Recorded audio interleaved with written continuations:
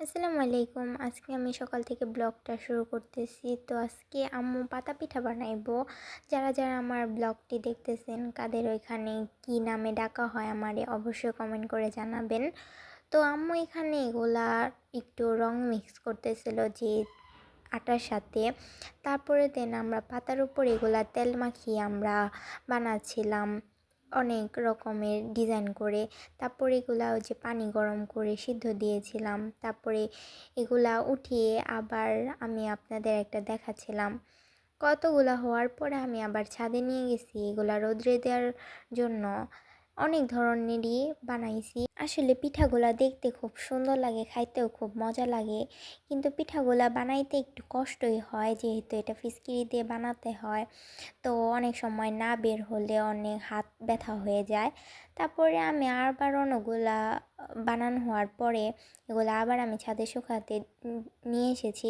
কারণ এগুলো আবার না শুকা দিলেও এগুলা নষ্ট হয়ে যায় এবং ভেঙে যায়। তারপরে আমার অনেকগুলো শুকা দেওয়ার পর আপনাদের আমি সবগুলা দেখাচ্ছি যে এরকম হয়েছে ফুলের। দেন আরও অনেক ধরনের ভাবে আমি বানাইছি।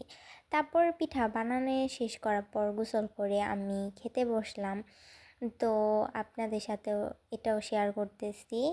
আমি তাই ভাত নিয়ে নিলাম। তারপর আজকে আম্মু কাজের জন্য শুধু মাছ রান্না করছে আর একরকম ভাজি রান্না করছে।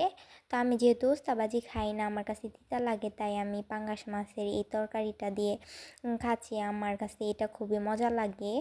এটা ছিল পালং শাক। পালং শাক দিয়ে পাঙ্গাস মাছ রান্না করলে খুবই ভালো লাগে, আবার সাথে আলুও ছিল। আপনাদের কাছে পালং শাক খেতে কীরকম লাগে আমাকে কমেন্ট করে জানাবেন। আমার কাছে বেশ ভালোই লাগে। তার মধ্যে তরকারির মধ্যে লেবু নিয়ে আমার কাছে ভালোই লাগে পাঙ্গাস মাছ। তো তারপর আমরা বিকেলে চলে গিয়েছিলাম ছাদে, তাই আপনাদের আকাশটাকে একটু দেখালাম।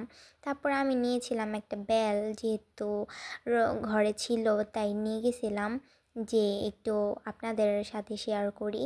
এটার মধ্যে বেলটা খুব মিষ্টি ছিল, তাই আমি বেশি একটা মরিচ অ্যাড করি নাই। দেন একটু লবণ দিলাম। তারপরে একটু আপনাদের আবার দেখালাম। তারপরে আর ছাদে বেশিক্ষণ থাকি নাই, পিঠাগুলা নিয়ে নিচে চলে এলাম। তারপর বড় মামা আসছিল, বড় মামারে খাইতে দিলাম। তারপরে মামা আমাদের জন্য আবার পুরি, তারপর হালিম এগুলা নিয়ে আসছিল। আমরা এগুলা সুন্দরভাবে সাজিয়ে খেলাম। সন্ধ্যাবেলায় হালকা নাস্তা আমার কাছে খুবই ভালো লাগে। তো আজকে এই পর্যন্তই আমার ব্লগটি ছিল সারা দিনের। কার কার কাছে কীরকম লাগলো কমেন্ট করে জানাবেন। ভালো লাগলে অবশ্যই লাইক কমেন্ট শেয়ার করবেন। আসসালামু আলাইকুম।